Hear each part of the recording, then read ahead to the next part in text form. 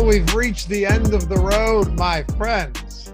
Welcome to the Stokastic.com NFL Showdown Strategy Show presented by No House Advantage. I'm Dave Loughran at Loughy_D on the Twitters, LOUGHY_D. And joining me for the 17th time, really the 34th time, if we're including Thursday night football or Monday night football this season, Matt Gajewski at Matt_Gajewski, breaking down a true banger of a football game tonight where one team trots into Nashville, Tennessee, their home stadium, Matt, with a 13.5-point total. Wow, I didn't even realize it was that low. I saw they were double-digit underdogs. I mean, we're coming in with a banger. We're leaving with a banger. We've had a lot of games like this year. You know, the NFL is trying to schedule some of the premier games on primetime. Unfortunately for them, teams like the Broncos and the Rams haven't lived up to expectations. We're down to the stretch here, final games of the year, and injuries are playing a role. You expect some games like this, but man, I'm happy we get to get into the weeds one last time here for a Titans-Cowboys showdown. Couldn't be happier. Yeah, man. Yeah, and you know what? You mentioned this before the show started. You and I are almost certainly going to be doing the Monday night showdown together for the playoffs too. So it's not over quite yet. I'm glad. That's going to be a good game, I anticipate. We'll see though. I mean, who is going to be that Monday night game? What if they put like the winner, whoever takes down that NFC South division? What if it's like Tampa Bay? I knew you were going to say that. And then we have another one of these. I'd rather watch the Panthers right now than the Tampa Bay Bucks. I mean, honestly, that team is stunk. Darnold is actually playing surprisingly well. Like, what are the Panthers going to do with him? I know we got to talk about tonight's game, but I don't think they stick with him. They also don't have a lot of draft picks. I mean, they kind of dug themselves a shallow grave. I wonder what they do at quarterback next year. I still have the philosophy here that if Carolina can't get their run game going, Sam Darnold is going to really struggle. Like, they ran for 320 yards. They had 200 plus yards in the first half on the ground. It just opens things up immensely for him. If you're facing a team that is good at bottling up the run and you have to lean on Sam Darnold with your only source of production, I think that's when things get really messy. You know what I mean? Yeah. And I imagine that, I don't know what day has 3 games over the first playoff slate, but generally speaking, you know, historically, at least, they'll stick like the Texans, a couple Texans teams that were really bad, won their division in the past. Like, they'll stick that game at noon or something where they know they're going to get eyes regardless. So right. Monday night, we'll probably get a good one. I think so too. Let me add one more question for you, right? I was just thinking about this hypothetically. Let's say that it's Tampa and Dallas, right? Because that could happen, right? Sure. Tampa, Dallas. First game of the season, Tampa came in, ran it down their throats. It was like a 19-3 game or whatever, not even competitive. Of course, Dak Prescott got hurt, but you're like, oh man, this looks like the Tampa team we expected. Now they've been putrid, but still every single week, the line doesn't necessarily illustrate just how bad they've been. And of course, people are still betting Tampa. So why would you move the line considerably? But if it's Tampa, Dallas, Monday night, or just in the playoffs, but let's say Monday night for the sake of, fun here. And it would be in Tampa, assuming the Eagles, because the Eagles have to win the division and take the conference and get the bye. What would you what do you think the line would be? Around 7. You bring up a lot of good points, which make me think it would still be inside 7, but I think you're still probably looking at something close to a touchdown. Yeah.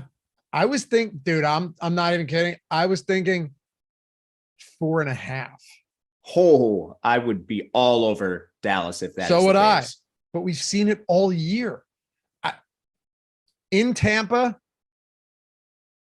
So you're telling me you think that Dallas would be a double-digit home favorite if it was in Dallas? Close to it, yeah. I think maybe just inside 10 for the factors you mentioned again. That's kind of tough because you have another public-friendly team in Dallas. Like, people like betting the Cowboys too. That's a good point. All right, welcome. Glad to have you guys with us. As always, greatly appreciate every single one of you hanging out with us each Monday, every Thursday. This is it. This is the final Thursday night football game of the season. And then next week, Dude, 16 games. I mean, on Sunday, I'll be honest, it's the worst. I hate it. I hate the week 18 slate, but we'll make it happen. Anyway, you got the Cowboys laying 12.5 points today against the Tennessee Titans in Nashville. Now, there's an interesting wrinkle to this game, Matt, because the Tennessee Titans don't have to win this game to win their division. Oddly enough, the Jags still have a sliver of a hope of getting a wild card. Jags could still technically lose the division and get a wild card, which is crazy. It would take, insane amount of things to happen. But this game for Tennessee, it doesn't matter if they win. Now, I came into it on Monday and Tuesday thinking maybe Mike Vrabel wants to get them off the schneid. They've lost 5 straight games. They're completely reeling heading into a week 18 showdown against Jacksonville, which I personally can't wait for. And I'm pulling for you, big Doug Peterson. But now Derrick Henry's doubtful. Malik Willis is not an NFL quarterback. Let's be completely honest about this. Maybe one day he will be, but he's a 3rd-round rookie who's thrown 0 touchdowns to 3 interceptions, averaging 4.7 yards per attempt. This is as lopsided a matchup as you could possibly get. And the Tennessee defense, did you see how many of their starters are not expected to play? Yeah, this is one of the most banged up teams I think I've seen in a while. Right now I'm counting 7 people out for sure. And then there's 3 more listed doubtful. So I mean, we're looking at 10 plus people missing this game, many of whom are starters, most of whom are starters. It's going to be bad. But we're going to start with Dallas. Before we do, hit that thumb. We got almost 150 in here, only 18 likes, and one of those is mine. And mine. What? And mine. And yours. So what's going on here? And Mike Lawrence producing the show. I mean, if we could do it while we're on the show, I know there's plenty of people out there that are just exuberantly looking to atone for their sins. And in doing so, take a second, hit that thumbs up for the last one of the season and subscribe to the channel. Leave a comment down below if you're watching after the fact. Let us know what you think about this game. Give us a shout. Say hi. We read and respond to all of them. And if you're listening in podcast form, rating, review, subscribe, all that stuff goes a really long way for us. But more than anything, word of mouth is the greatest form of advertising. Tell your friends. Tell your friends about the Stokastic YouTube channel. We'd love to get as many people over here as we could. All right. Let's get into it. St. Stephen Iatone, my man. Thank you, St. Stephen. Dallas Cowboys, no surprise whatsoever, Matt, that when you look at our top showdown plays tool, which we use as a guide every single time we do this show, man, that's going to come in handy during the playoffs as well.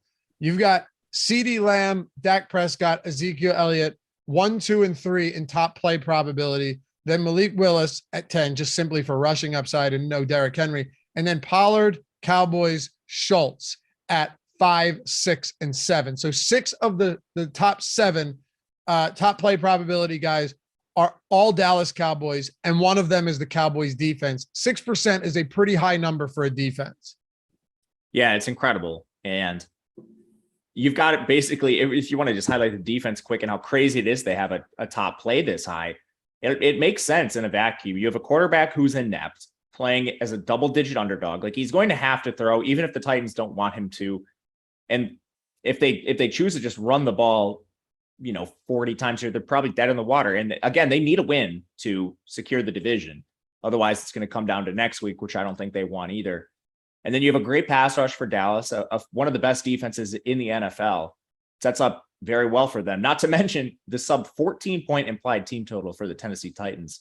So, once we actually break it down, I'm not surprised their defense actually has that high of a top play probability.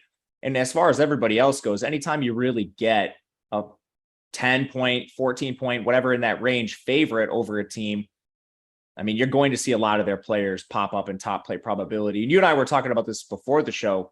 There's going to be a lot of 5-1 Dallases, 4-2 Dallases in terms of how you build your showdown lineups. So navigating these studs for Dallas is going to be key. It's going to be very much key. And I think there's a million different ways to do this. Somebody had asked me, because I talked about taking the under 41, but also the over on Dak Prescott passing touchdowns, and had talked about it being negatively correlated. And, I don't think there's a strong correlation there at all, because this could be a a 30-3 game, this 30-7 game. And as the total actually dropped, Dak's touchdown prop hasn't moved at all. So clearly the books don't see it as a negative correlation play either. I mentioned that for one reason, Matt. I think that this game could definitely go under. I think you could be looking at, and listen, we've said this many times where it just goes sideways. It is hard for me to see this offense in Tennessee generating much. We'll get into that. But Dak Prescott, this is still, even with the injuries, it's still going to be a pass funnel defense for Tennessee. But now that you have all of these injuries, I do wonder, is this going to just be a pick your poison, do whatever you want type of game for Dallas? Because if Jeffrey Simmons was in there and this defense and this front seven was healthy, they are the most pass funnel defense in the entire league, hands down. Yeah, absolutely. And I mean, they have players in their secondary out as well. Starting players, good players. Christian Fulton, he's doubtful, probably not going to play in this game. Like safety Hooker, he's not going to play in this game. So, I mean, I think Dallas will have some success running on them just because of the premier injuries that are going to limit some of the defensive linemen here. But Dak should have no issue throwing the ball over the top here. I agree with you on negative correlations. I'm not really too worried about it. I just kind of want to soak up as much of that Dallas implied team total as I possibly can. So you mentioned under and over Dak passing yards. That's negatively correlated. I'm not really sure it matters here. It comes down to how many points we're expecting Tennessee to score. And like going further for DFS purposes, I'm not really that worried about eating negative correlation between the runners and Dak Prescott either. I'm willing to play Zeke and Pollard with Dak without a doubt here. I'm not really that concerned with negative correlations as a whole today. Me neither. You're talking about a 26-point implied total and a 13.5. It's significant. It doesn't mean we won't be getting to some Tennessee. We're going to have to. Joe Kelly said, is it possible Dallas just doesn't show up and mails it in? Look, I certainly don't expect them to mail it in because you still have a shot at winning the division. That's very significant, right? Like Jalen Hurts probably not going to play this week. They're still 5.5-point favorites at home against the Saints, but you're not going to know the result of that game. So Dallas has a lot to play for still, no doubt about it. Being able to win that division, while it is unlikely, is huge for them. Now, I don't think they mail it in, but we do see teams traveling on short weeks sometimes struggle, early on. Eagles against Texans is a good example, and then they pulled away late. But they also have an extra day because they played on Saturday, so it's not as short a week as it would normally be. If you want to play it like they mail it in, then I don't know. What's the best? I don't want to say mail it in. If you wanted to play this as that Cowboys struggle, I think the Cowboys defense is still going to be at the top of your list. I don't actually, Matt, I don't think it makes a significant difference one way or another because still the production is very likely going to be from this Dallas team. Who do you want to captain though most when it comes to the Cowboys? Is there anybody that stands out as your preferred captain here? Yeah, just briefly, I don't think they mail it in. You see NFL teams with nothing to play for in week 18 sometimes not mail it in and force the starters out there. It's week 17 with the division still on the line. Unlikely, but they still have a chance. They're not going to mail it in. As far as the captain position goes, I'm looking immediately at Dak Prescott and CeeDee Lamb. They both are possibly leveraged in the captain spot still, despite having some pretty exuberant ownership here. Like this is pretty condensed between these guys. And what it's telling me are tools in the back end. Love using our top plays, our top showdown tool. And I think the field is going to get cute in some spots and not play these guys. You mentioned it being a severe pass funnel defense. CeeDee Lamb, he's coming off the big week last week, but I think he's let some people down this year overall. Target share shouldn't be in question for him. Comes down to pricing. He's the most expensive Cowboy on the slate. Perhaps that's the reason people shy away from CeeDee Lamb, but I see no issue with playing him in the captain, playing him in the flex. These are my top two, and I'm probably going to just mix and match these two in the captain spot and then try to get different from there, but really focusing on playing both Dak and CeeDee in a majority of my lineups. Yeah, for sure. It's a really good matchup through the air. They've allowed 26 passing touchdowns this season. That's second most in football. It really has been an issue. Do you know who's allowed the most passing touchdowns with 5 more than any other team, Matt? Vegas. Kansas City Chiefs. Ooh, 31 that's passing a bit surprising. I know. I thought so. Like, obviously their defense hasn't been great, but yeah, they've allowed 31 passing touchdowns on the season, 6 more than any other team. Pretty significant. And we'll talk about that in the marathon matchup show coming up at 11 a.m. Do not miss it. 13-game slate. You'll want to be there. How about Tony Pollard? This is kind of weird to me, and I'm going to tell you why. Hoping maybe you can help us find some common ground or some common sense here. Pollard hasn't practiced. Okay. He didn't practice Monday, didn't practice Tuesday, didn't practice Wednesday. I don't know if they had like a day off or whatever coming off a big win and then you had Christmas, but still, usually if you don't practice on Wednesday for a Thursday game, the outlook is bleak. But Jerry Jones said, and I quote, looks good for the game. Again, Jerry Jones would put somebody out there after getting blown up by a landmine. Okay. He doesn't care, particularly with Zeke Elliott. And then he goes, the team is counting on him playing. So he hasn't practiced once this week, but old Jerry is saying that he's going to be out there.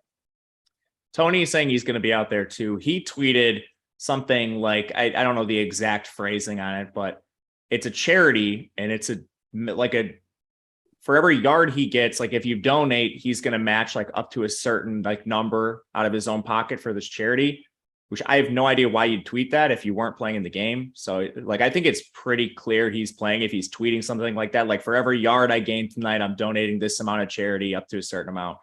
Be hilarious if he was just on the sidelines the whole time. That would be hilarious. He just gets everybody to donate and then he doesn't donate anything himself. That would be quite the finesse by Tony Pollard. I hope he does that kind of now. Actually, you know what? Not for the sake of charity. It would be humorous, but I hope he plays and all this money that he's pledging does actually go to charity. If he just has his helmet off the whole time, like on the sidelines, he knew he wasn't playing. Like, screw you guys. I'm not donating, but I'm going to tell you I am. It'd be so funny. But so you don't have any reservations about maybe his workload or anything tonight? That was kind of where I was getting at. Okay, sorry. I thought you meant just from a playing at all perspective. Well, kind of both, right? Like if he's active, do we worry about the workload? Because if he's not active, we're not worried about the workload, and he's not worried about donating anything to charity. I'm worried about it from a DFS perspective. This is the kind of situation where I think Dallas might take their foot off the gas, not as a team, but with injured players, Pollard being one of them. You know, like on the other side, Micah Parsons is on the injury report. Maybe some of those guys leave the game early because they're already banged up. And with Pollard, it's not like we're looking at UDFAs behind him. They have Zeke Elliott, who they continue to try to force feed the ball regardless. Be the perfect time to feed Jerry Jones's ego and get Zeke Elliott 20, 25 touches, as long as the game is in hand. I agree with Jerry Jones that they need him if it's competitive, but the spread doesn't suggest that. We'll see. I think Pollard's increasingly risky, and there's a direct beneficiary of this. You could definitely see the ceiling path for Zeke here. Big time. You say what you want about Ezekiel Elliott. The guy is still getting a ton of opportunities, and he's still been the clear guy at the goal line. It isn't to say that Pollard doesn't get some of those chances, but Zeke is getting a lot of goal line work, right? He's scored a touchdown.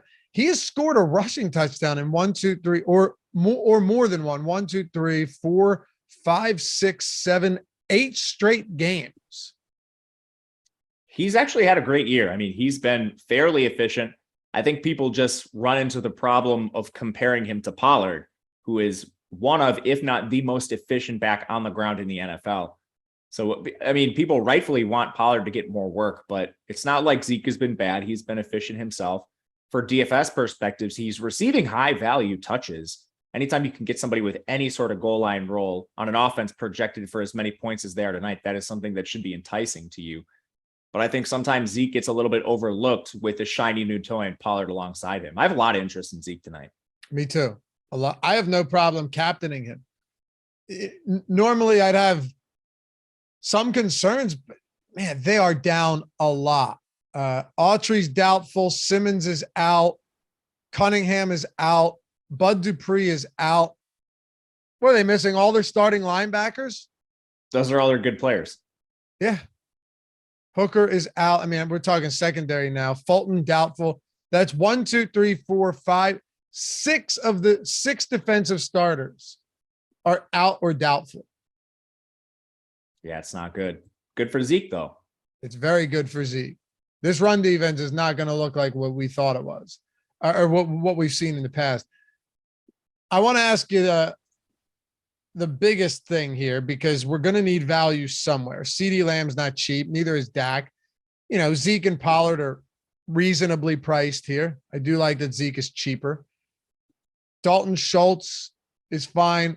But of the non-CeeDee Lamb, non-Ezekiel Elliott, Tony Pollard options, who do we look to in this offense? Because every time with Dallas, this is where it starts to get a little tricky. Absolutely. And even some of their cheaper options are priced up here, so it's difficult. But I ran optimals this morning, as I like to do. The 2 cheap-ish guys you're getting more often than not are Dalton Schultz. I think that's more or less just because he has the most consistent role behind CeeDee Lamb. Definitely not the same kind of upside, but you're not really worried about his snap share or anything like that. And then you're getting Brett Maher, the kicker. We'll talk about kickers later, but I think this comes down to consistency. Since the addition of T.Y. Hilton to the offense, the receiving game has kind of lacked clarity. And I mean, this is just a 1-week sample at this point, but T.Y. Hilton played well in his debut on a very limited route share. I believe he was out there for 12 snaps and 6 routes, but played well. He could start playing at the expense of Noah Brown, which is what we saw. You see these cheaper pass catchers for this team start to have less viability because of the emergence of T.Y. Hilton. So beyond CD, I think Gallup is still in play. I don't see his role changing. But again, we're not talking about a value play with Gallup. He's 7K. So from there, it's kind of just GPP dart throw territory. And I think that's why we don't see them in optimals. T.Y. Hilton siphoning off snaps from Noah Brown here. I'm sure we'll talk really crazy plays after this. But what do you think of the T.Y. Hilton emergence and what that does to these players? The fact that Dak targeted him on a 3rd and 30 last week that they converted, pretty significant. Yeah, I was so mad about that. I was so pissed off about that, dude. I mean, they had him 3rd and 30, back to a fumble, then a sack. Had he not converted that, Eagles get the win, no doubt. But he did. Anyway, he played 16% of snaps. He was targeted on that very significant play right there, which tells you that Dak Prescott's not afraid to look to it. But at the same time, I mean, he had 1 target. What did he? I'm assuming he ran a route on most of those 12 snaps, but I didn't look. He only 50%. Oh, so that's he's also not cheap. So him specifically, like, he's really hard for me to click on in the limited role. Somewhat expensive price tag for that role. If you play T.Y. Hilton, I think you're betting on that snap share expanding, which might happen, might not. I mean, he's old, man. I think he's like probably getting the Deshaun Jackson treatment where, you know, they want to use him situationally, but he's not a guy they're going to deploy in a full route share. And Noah Brown, this is crazy to say about a wide receiver, but he's a great blocker. He's like the Ben Skowronek of this offense. And while that maybe doesn't lead to a lot of targets, he's still going to play as well. I actually think maybe like a contrarian Noah Brown could be interesting here, just because I think he plays a decent amount and he'll probably come in as the lowest owned of the main pass catchers that actually are going to play for Dallas. So I agree. I would say in a just price agnostic, it's Gallup, Brown, Hilton, and I think that's pretty obvious probably, but from a tournament standpoint, from an ownership perspective, I would probably put Noah Brown at the top. I agree with you. Yeah. Just at his price point. We've seen some games where Dak will look his way, and he'll look his way significantly. Hell, 2 weeks ago against Jacksonville, he had 9 targets, 6 receptions, and 2 touchdowns. So we've definitely seen times where Noah Brown is involved. On a showdown slate, you got to take some shots. Anybody out, and of course, Dallas Cowboys defense, they're not cheap, and they're not going to be a contrarian play, but they're great. Brett Maher is perfectly fine. I don't think we need to get too deep into that. The only question I would ask is, do you have interest in captaining the Cowboys defense? Yeah, I think you can build lineups with that. Me too. They're probably closer to your 4-2-5-1 builds but no issues with that. The implied team total for Tennessee is so low here. It's minuscule. And Malik Willis has not thrown a touchdown on 60 plus pass attempts. He has thrown 3 interceptions. And it's not like he has an embarrassment of riches at the pass catcher positions either. So yeah, I think you have to look to the defense there. Anybody else we haven't talked about with Dallas that you want to play? I do think there's some Millie Maker style tournaments, like your 100,000 entries or more dart throw type players. Kavontae Turpin, he's a player to at least mention for those of you playing those massive fields. He's going to get a handful of snaps here. He's also their main kick returner. So you kind of have a couple paths to a ceiling. It's not likely, even remotely likely, but he could get a kick return score. He receives like a gadget touch here, there almost every single week. Like these jet sweeps, these touch passes. That's his role. They use 12 personnel a fair amount here. It's just that they don't use 12 personnel with one consistent tight end. You'll see Jake Ferguson and Peyton Hendershot, even Sean McKeon mix into that formation. I think if I were targeting one of them, it would be Ferguson based on the role he's shown. He basically doubled up Hendershot in snaps and routes last week, but we're still talking about really deep Millie Maker style plays here. Yeah, there's one where you captain the Dallas defense and throw Turpin in there as well. Double up. Double dip plus the captain. I mean, it's a very low probability play, like you said, but we've seen crazier things happen for sure. Sam Pierce with a super chat. Could you play Dallas defense and kicker together? Yeah, of course. Absolutely. For sure. No issue with that. The problem, Tennessee, if we were looking at Tennessee's real defense, over the course of the year, they've been one of the better red zone efficiency defenses. So I would like that even more if their defense was healthy, but it's still viable. We just got to report quick before we move on. Tony Pollard in doubt for week 17, undergo pregame workout. That was from Pelissero too, so pretty credible. Tony Pollard, what an asshole. Yeah, seriously, man. Donating $0 to charity. I'm going to pull up that tweet. I wonder if he deleted it. That would be hilarious if he didn't. The little quote tweet action there. It just makes Zeke. He didn't tweet it. I'm pledging $15 for every yard to help raise funds for the St. Jude Foundation. Click below to donate with me. Yo, $15 for every yard, kind of shitty. Come on, Tony. Although he's probably he's like a 4th round rookie contract. Yeah, we shouldn't be dissing him, but Tony, so I guess he's not getting paid that much. Well, this will change things. Maybe we should go through the hypothetical now. Zeke is going to. We definitely will. And can we also agree that you can never just take anything Jerry Jones says at face value? 100% agree with that. It's so ridiculous. 2 things. One, we had a good question from Cody Delzer. Normally I wouldn't even answer this question, but I think it's viable on a slate like this. Would you build any lineups around the backups for Dallas getting significant time? How far up do teams need to be before they put in the backups? Well, that question I can't answer because we've seen Mike McDaniel put his backups in basically to start the second half of games. And we've seen other teams, run them all game or, midway through the 4th quarter. But it is at least a question worth answering, Matt, just because the Titans are legitimately running out a practice squad team. Yeah, I can say for a fact that Mike McDaniel's a little more forward thinking than Mike McCarthy as well here. Mm-hmm. You run into a couple problems with this. First off, you need to be in a game script where the backups even come in. Again, I wouldn't put a lot of money on that. Like we've seen the Texans play the Chiefs close, like games go crazy all the time. And then from there, they need to play enough where they actually pay off in your lineups. And then like skill position players, who are we really targeting? Like behind Ezekiel Elliott at running back, is there somebody we really want to get to? I would argue probably not. Like Malik Davis, assuming that Tony Pollard misses this game, how much Malik Davis run do we even get in the second half? Like, is that enough? I think at 200, maybe you could argue it. But for the quarterback position, I would certainly argue against playing like, especially with the way they're priced on DraftKings, like getting to a backup quarterback, Cooper Rush at $6K. Cooper Rush needs a decent amount of time to pay off that tag. I want no interest in, I want nothing to do with Cooper Rush. And truthfully, I want nothing to do with any of these backup receivers.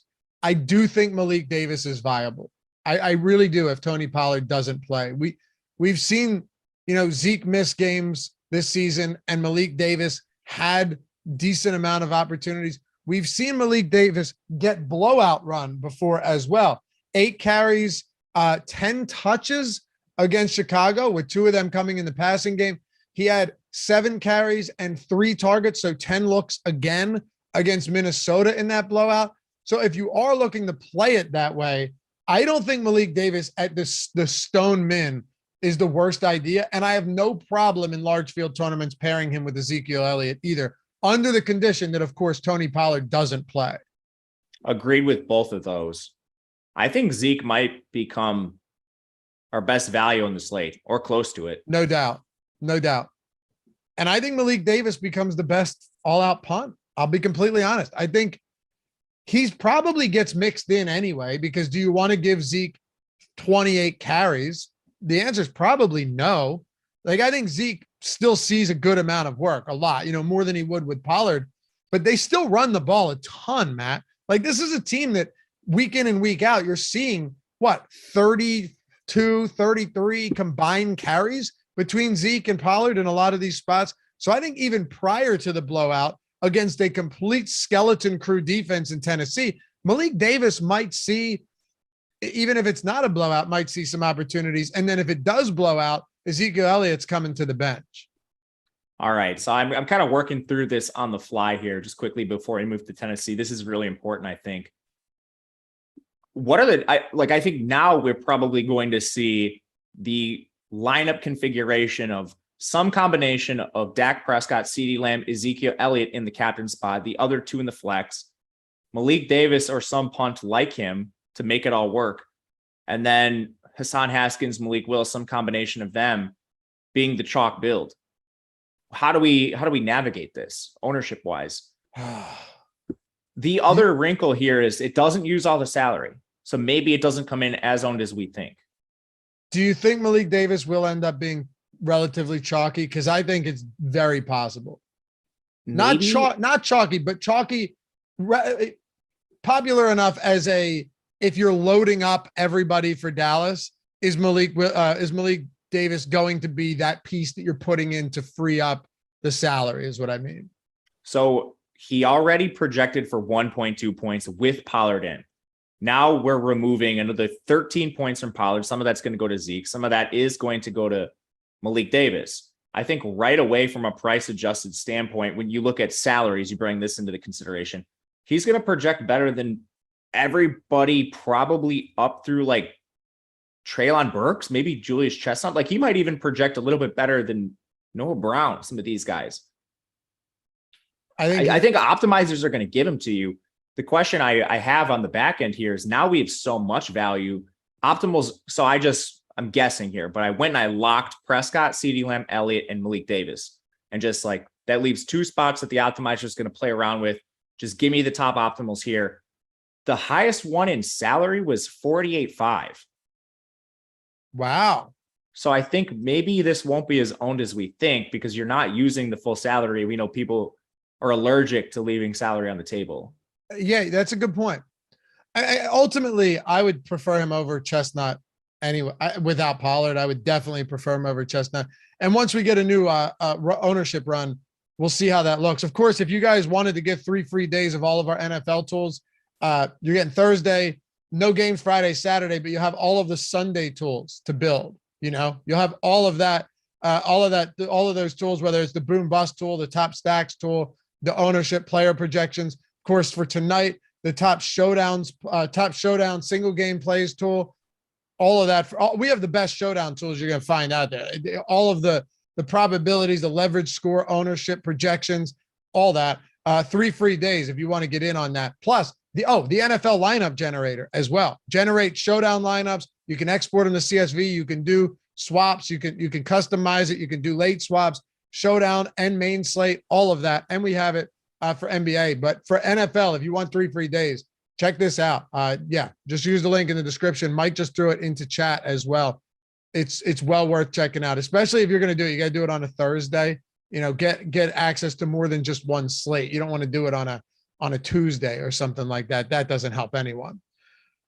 I think we covered Dallas. The whole Tony Pollard thing is a big wrinkle that we pretty much just ironed out, Matt. I think we're on the same page here. It's going to be interesting to see what ownership projections look like once they're updated, though. Yeah, for sure. And it's going to be tough. Now, we don't often see this in the NFL. We see it in other sports, like sometimes in college football, NBA. I know it happens a lot, where you have multiple starters out of lineups, and it happens after salaries are released. So now, and this kind of segues over to the Titans, who are missing some starters in offense. Their backups are really cheap. And now we're running into situations where optimals are not going to maximize the full salary. And it creates a really unique situation for today's slate. I don't think we've seen it once this year for NFL Showdown. No.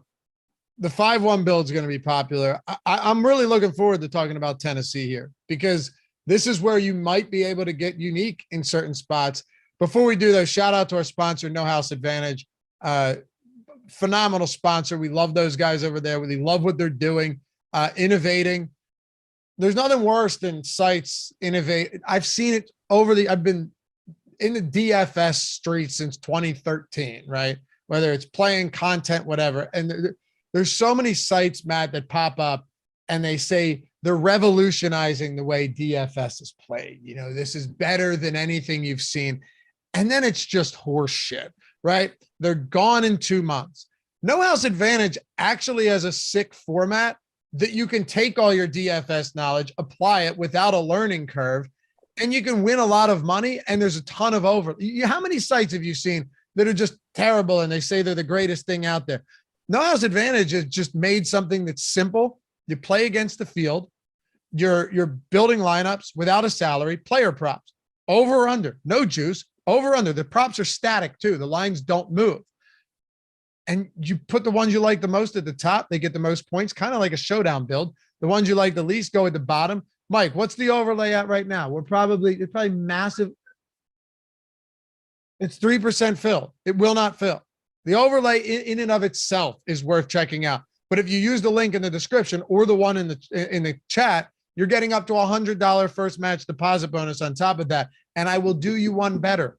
All the tools that we have that Alex Baker, Awesemo himself, built for No House Advantage, the optimal lineups tool, the No House Advantage player prop projections, all of that's free at Stokastic. So even if you're not a premium sub at Stokastic, you're getting those tools for free to use over there and apply them to your approach. They also have the play against the house, which I know people are obsessed with that, where if you hit all your picks, you're 21xing your entry. So you can play against a house or you can play against the field, take advantage of massive overlay. Links in the description and in chat. That's right. $100 first match deposit bonus, all the tools free. But more than anything, the overlay is something you don't pass up on if given the opportunity. All right. Time for the Titans, Matt. 12.5 point dogs, 13.5 total. Derrick Henry, he's not playing in this one, which leaves us with Hassan Haskins, Julius Chestnut.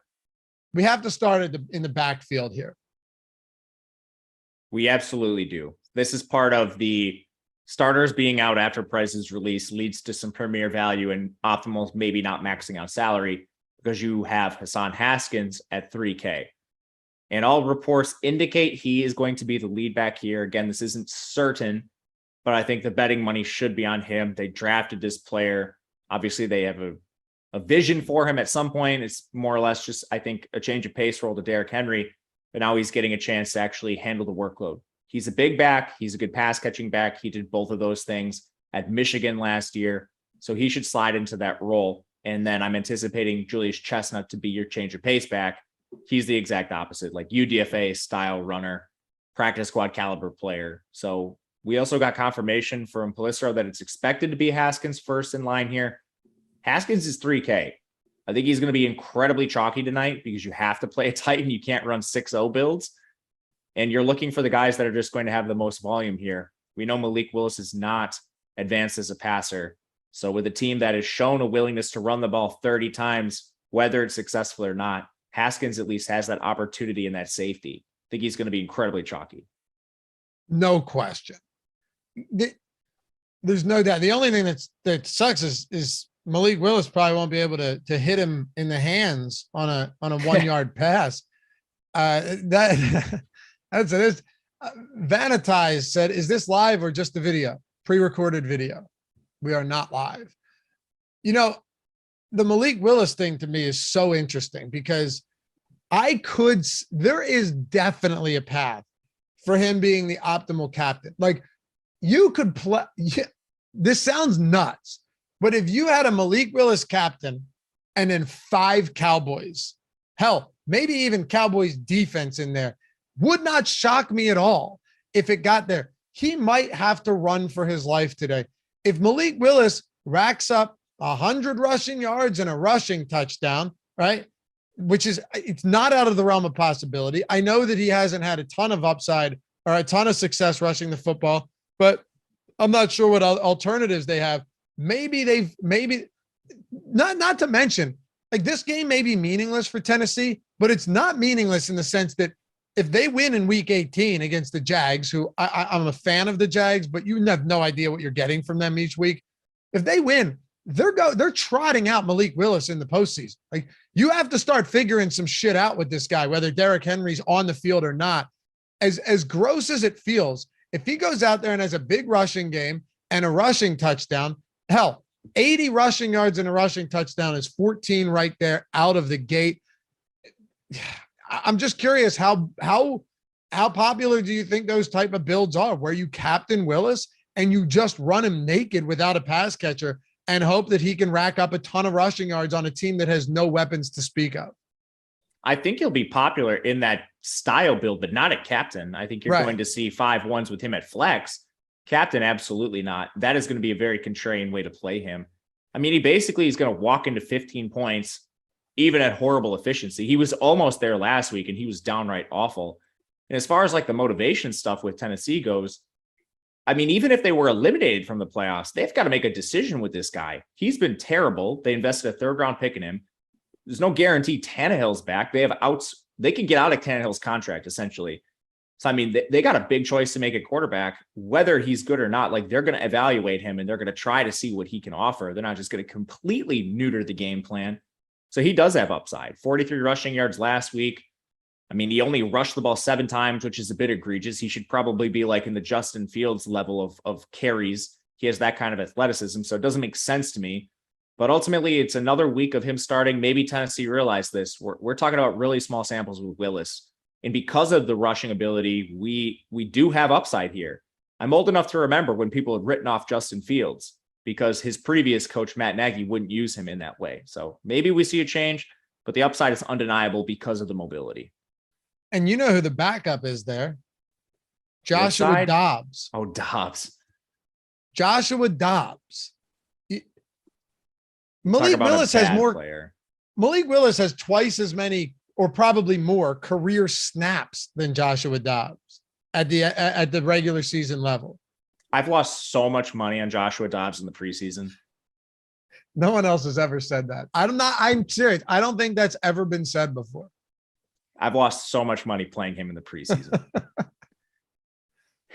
But yeah, with Willis, I'm just throwing it out there that maybe, if you're trying to get really different, what if he just has a huge, I'm not saying he's Justin Fields, obviously, but it's a showdown slate and Justin Fields isn't on this. Neither are any other good players for Tennessee.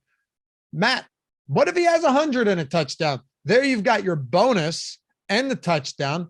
There are definitely ways to get to 20 points. There's definitely ways for him to get there. And then if he's a captain, you're getting 30 out of him and you're playing everybody else down there.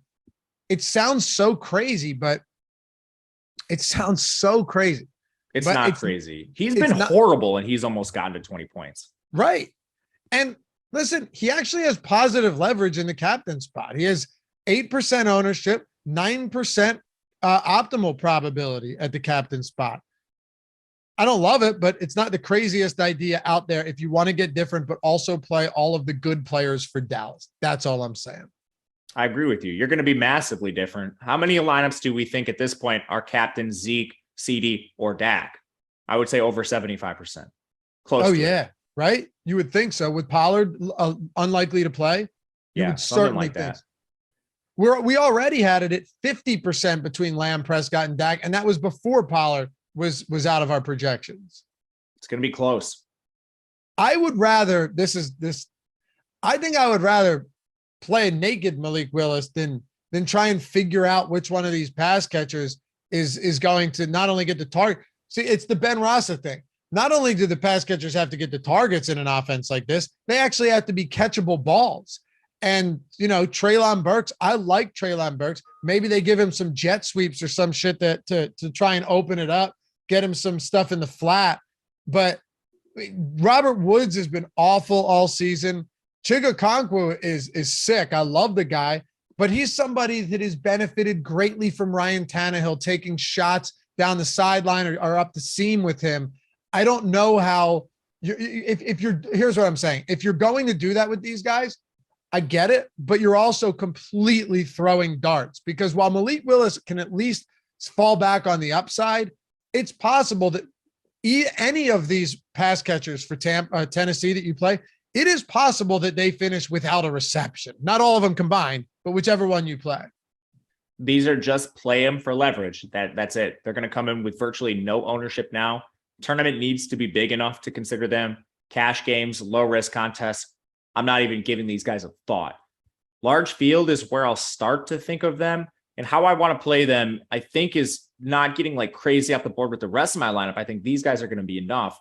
So maybe like playing Burks in place of Hassan Haskins, or Woods in place of Hassan Haskins. Or I know Malik Willis is a rusher, which kind of changes sort of the identity of the offense.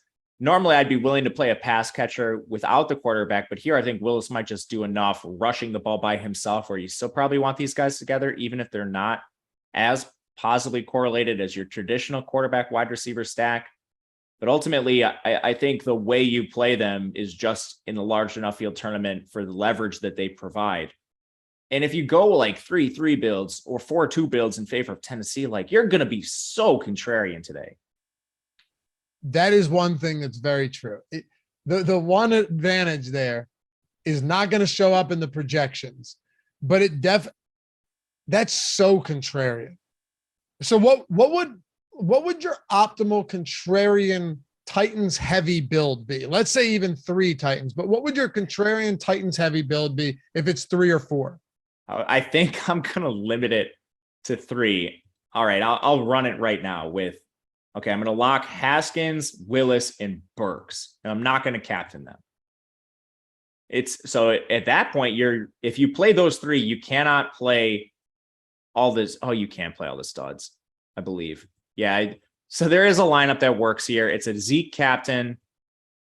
Oh, never mind. It doesn't work. Okay, if you play Willis, Burks, and Haskins, I think you can only play 2 of the 3 Dallas studs. Really? I think so. Yeah, you have to go down to like Schultz.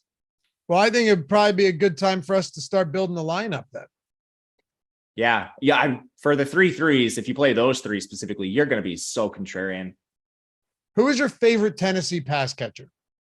I think it's I use the word favorite very loosely here. I think it's Burks, and it's solely based on the upside. He's a dynamic rookie. Woods just has none of that right now. Agreed. I would honestly go Burks, Okonkwo, and then whatever you want to do, and then probably Westbrook again because he's cheaper than Robert Woods. But I would go Okonkwo next just because he's a monster, and maybe he has some like big after the catch type run. You know what I mean? Yeah, I agree with that. Swoop said bet on talent. Yeah, Works. but that's what we're saying here with Tennessee. If I'm going with one of these pass catchers, I'll take the talented guys and hope that they can manufacture yards and production, because I don't think Malik Willis is going to be able to do that for them. I agree with that. Yeah. And last one, with Hassan Haskins right now at that just really, really cheap price point, do you feel comfortable building lineups without him? Because I do. Yeah, you're going to have to sacrifice something. Like, I think there's going to be 6 relatively popular plays today in some combination or the other. We know they're the 3 Dallas studs. I think Malik Davis is going to end up being decently popular. Me too. And the 2 Titans that everyone's going to play are Hassan Haskins and Malik Willis. Well, right there, you probably don't want to play all 6 of them. So who do we move away from? Hassan Haskins is at a price point where you could easily pivot him to another pass catcher, whether it's a cheap Dallas pass catcher a kicker, a defense. I think it makes sense roster construction wise to use your pivots with him. Not to mention, like we've seen Derrick Henry really struggle behind this offensive line outside of a couple broken plays where he's gotten loose. Hassan Haskins isn't the same kind of athlete as Derrick Henry, so I don't think those broken plays are going to happen quite as much for him. I think you can build without him as a way to sum all this up for the sake of being contrarian. All right, and last one. Any interest in Austin Hooper or anybody else? Not really. I think if you're like he's not cheap. I would rather try to target one of the receivers who might be targeted more than Hooper. Hooper's splitting time with Okonkwo. I think you just have more upside taking a pass catcher like Burks or Woods for what that's worth. All right. Michael said they changed their offense when Burks came back. Okongwu lost snaps. Not really. He played 49% of snaps the first week that Treylon Burks missed. And then he played 46% when Burks came back last week. It was just a blip where he played 60% of snaps in week 15. I wouldn't look at, I'd still expect him to play around 50% of snaps in this game. I would guess so too. Yeah. I mean, if anything at this point, I would just assume that, Chris Conley, who was playing, or Racy McMath, who were out there. That's a real person. I know he went to LSU. Not surprised you know that. But like they were making up Treylon Burks' snap share.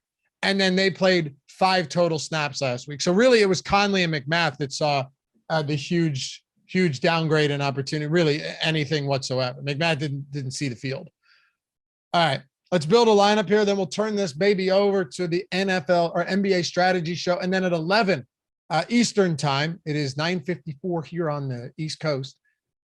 It is the marathon matchup show, 13 games, Matt Savoca, myself. It's all you need for week 17. We got you. Also, if you guys have 2 minutes to spare out of your day and you have $10 and you're thinking to yourself, man, I want access to these tools.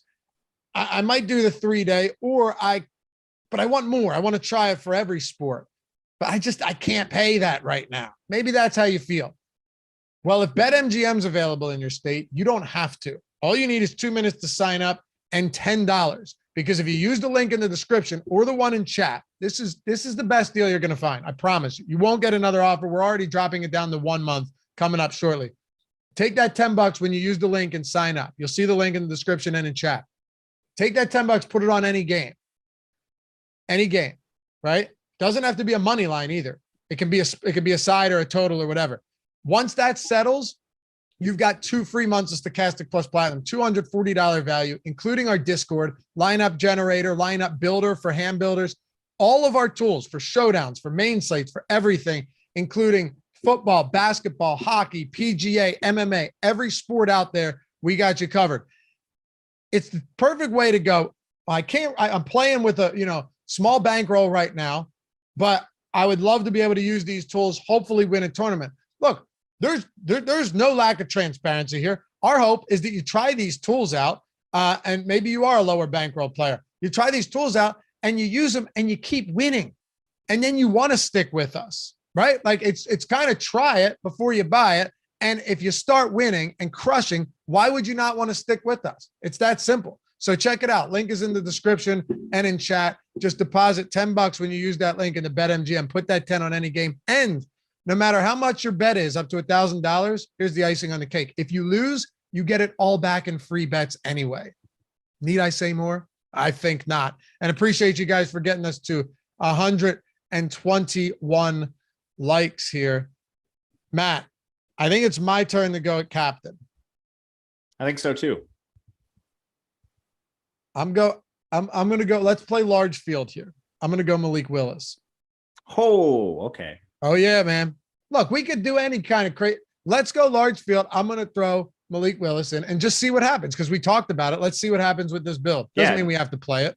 Large field, I have no issue with it. I'm not sure what I'm going to play tonight. Still waiting to see, but I would play Malik Willis in large field.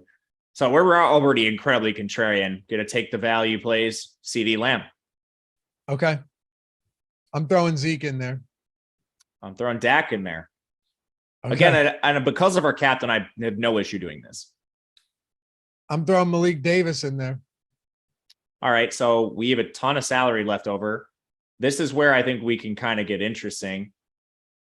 There's a lot on the table here. I think my preferred play is going to be going to Brett Maher as a kicker. We're leaving nearly 2K on the board. But if you wanted to do a defense, if you wanted to do Noah Brown, I think all of those are viable here. I'm just going to take the most points with Dallas D. Or to me with Brett Maher, sorry. Okay, let's do it.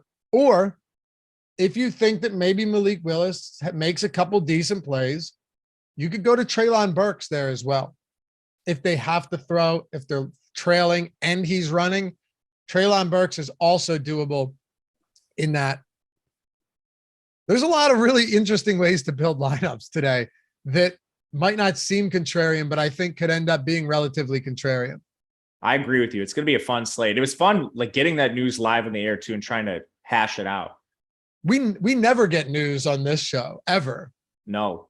And even more, like you guys are watching this now, make sure you catch live before lock tonight. Lofty and I are trying to sort of pick our way through it without the tools. They'll be updated shortly here, but those guys are going to have the most updated recent projections.